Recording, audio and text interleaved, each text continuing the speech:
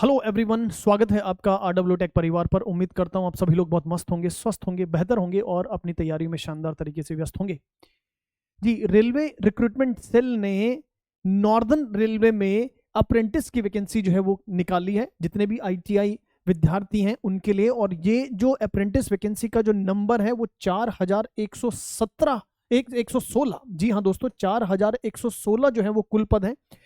Yes ना। देखते हैं कि कौन कौन सी ट्रेड को मौका मिला है, कब से इसके फॉर्म जो है वो अप्लाई होंगे, कितनी जो है वो इसकी फीस होगी, और क्या इसमें कोई जो है वो डिसेबिलिटी अगर आपके पास है तो वो स्टूडेंट्स भी इसके लिए अप्लाई कर सकते हैं। इन सब के बारे में जो है वो बात करते हैं। तो योग्यता जो रहने वाली है वो 10th प्लस आईटीआई रहने वाली है। यस ना। आपके पास टोटल 4116 पद जो है वो अप्रेंटिस के निकले हैं नॉर्दर्न रेलवे में।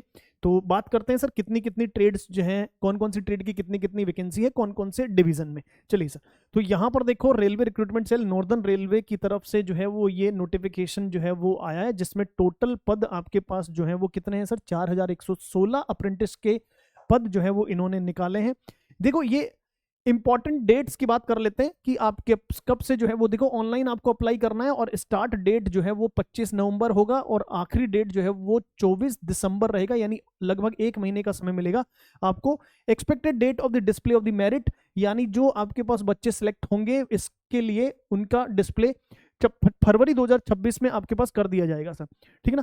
डिटेल्स ऑफ द ट्रेड जो है वो हम बात करेंगे, कौन कौन सी ट्रेड्स की कितनी कितनी जो है वो वैकेंसी यहां पर दे रखी है। अब एलिजिबिलिटी की बात कर लेते हैं। तो एलिजिबिलिटी सर, क्या 10th वाले बच्चे अप्लाई कर सकते हैं या फिर आपके पास अगर हम बात करें केवल आईटीआई वाले बच्चे जो है वो अप्लाई करेंगे, कौन से बच्चे जो है वो अप्लाई करेंगे। तो देखो, इन्होंने बोला है कि आप जो है वो क्या होना चाहिए, आपके पास 10th होना चाहिए, मैट्रिकुलेशन 10th होना ही चाहिए, एंड आईटीआई रिजल्ट जो अवेटेड है उन वो बच्चे जो है वो एलिजिबल नहीं है।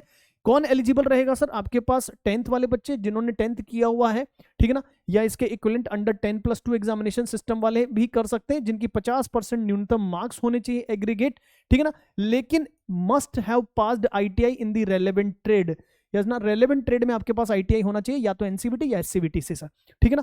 जिनका रिजल्ट अवेटेड है वो अप्लाई नहीं कर सकते हैं इसमें। एज लिमिट जो है वो अगर मैं बता दूं इसमें, तो मिनिमम जो है वो आपके पास 15 साल रहेगा। यस ना, ये देखो, should have completed 15 years of the age और शुड नॉट कंप्लीटेड 24 साल, यानी 15 से 24 साल आपका एज लिमिट रहेगा। यस ना। कैटेगरी वाइज यहाँ पर एज रिलैक्सेशन है, एससी एसटी को 5 साल और ओबीसी कैंडिडेट्स को आपके पास 3 साल का एज रिलैक्सेशन है। पर्सन विद डिसेबिलिटी को 10 साल का जो है वो एज रिलैक्सेशन यहाँ पर अपर एज में दे रखा है, ठीक है।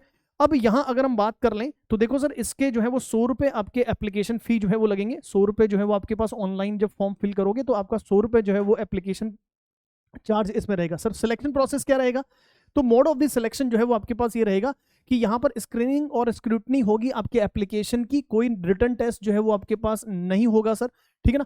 सिलेक्शन जो होगा वो केवल और केवल मेरिट लिस्ट बनाई जाएगी। और ये मेरिट लिस्ट कैसे बनती है सर, ये मेरिट लिस्ट आपके आईटीआई के मार्क्स के बेसिस पर बनेगी, ठीक है ना। तो इसमें बोला है कि made on the basis of the merit prepared taking the average of the percentage marks obtained by the candidate in both 10th and ITI examination में। यस ना, आपके पास कितना जो है वो परसेंटेज मार्क्स है, फिर उसके आधार पर जो है वो एक मेरिट लिस्ट प्रिपेयर करी जाएगी, ठीक है ना। उसके आधार पर जो है वो आपका यहाँ पर सिलेक्शन होगा, ठीक है। चलिए सर, अब कितनी कितनी जो है वो स्लॉट्स यहाँ पर गिवन है सर, ठीक है ना। ये कुछ कैलकुलेशन ऑफ द मार्क्स है कि भैया हम क्या जो है वो किस तरह से जो है वो ये मार्क्स कैलकुलेट करेंगे। इन सब में जो है वो सर फिजिकल स्टैंडर्ड्स हैं, ये जो है वो आपके पास जो डिसेबिलिटी, जो maximum extent of the disability इन्होंने बता रखी कि अगर ये डिसेबिलिटी है तो आप अप्लाई कर सकते हो ट्रेड वाइज, इन्होंने बोला है, ठीक है ना। चलिए सर, अब हम बात कर लेते हैं, यहाँ पर सीधा चलते हैं आपके पास कि कितनी जो है वो स्लॉट्स हैं कौन कौन सी ट्रेड्स के सर, कितने कितने स्लॉट्स हैं कौन कौन से ट्रेड्स के। सारे डॉक्यूमेंट्स आपको जो है वो इसमें क्या करना है सर, अप्लाई करना है। ध्यान रखिएगा, जब इस पर अपलोड करोगे तो सारे जो है वो डॉक्यूमेंट्स आपको अपलोड करना है, चाहे 10th हो, चाहे आपके पास अगर आपने 12th कर रखी, आईटीआई है, तो सारे जो है वो आपके पास अपलोड करना है सर, ठीक है ना। देखो, unit wise trade wise breakup जो है वो ट्रेनिंग स्लॉट्स का दे रखा है। तो क्लस्टर लखनऊ में आपके पास, लखनऊ डिवीजन में मैकेनिक डीजल के 110, इलेक्ट्रीशियन के 97, फिटर के 186, इलेक्ट्रॉनिक मैकेनिक के 20, कारपेंटर के 9, इस तरह से 422 पद आपको दे रखे हैं, ठीक है ना। सिमिलरली अगर हम बात कर लें लखनऊ डिवीजन में, तो कैरीज वर्कशॉप में टोटल जो है वो आपके पास 374 पद दे रखे हैं, जो ट्रेड वाइज इन्होंने ब्रेकअप कर रखा है, ठीक है ना। सिमिलरली आपके पास ब्रिज वर्कशॉप में भी इन्होंने जो है वो दे रखा है, टोटल जो पद हैं वो आपके पास 43 हैं। रोलिंग स्टॉक लखनऊ डिवीजन में 333 है सर। लखनऊ डिवीजन में रोलिंग स्टॉक वर्कशॉप में लोको एंड कैरीज में आपके पास टोटल जो है वो ये पद आपको दे रखे हैं कितने सर, 225। इस तरह से यहाँ 1397 पद आपको यहाँ पर गिवन है लखनऊ जो है वो डिवीजन में सर, यस ना, टोटल 4000 है। फिर इस तरह से क्लस्टर दिल्ली में आपके पास जो है वो ट्रेड वाइज और जो है वो आपके पास जोन वाइज आपके पास डिपार्टमेंट वाइज जो है वो वैकेंसी का ब्रेकअप दे रखा है, ये ट्रेड वाइज ब्रेकअप दे रखा है। तो इस तरह से ये भी टोटल जो है वो अगर हम बात कर लें, ये टोटल अगर हम बात कर लें तो 1137 पद हैं सर, 1137 पद हैं अलग अलग ब्रांचेस में, ठीक है। इसी तरह से आपके पास फिरोजपुर क्लस्टर में अगर हम बात कर लें तो फिरोजपुर क्लस्टर में अलग अलग ट्रेड्स के आपके पास टोटल 632 पद जो है वो गिवन है, ठीक है। फिर अगर क्लस्टर अंबाला में हम बात करें तो अंबाला डिवीजन में देखो हर ट्रेड्स के, चाहे वो आरएसी हो, फिटर हो, वेल्डर हो, carpenter, painter, machinist, wireman, electrician, RAC, ठीक है ना। इस तरह से आपके पास जो टोटल पद दे रखे हैं 934 दे रखे हैं। मुरादाबाद जो है इसमें आपके पास टोटल जो दे रखे हैं वो 16 पद दे रखे हैं। इस तरह से 4116 पद हैं, ठीक है ना।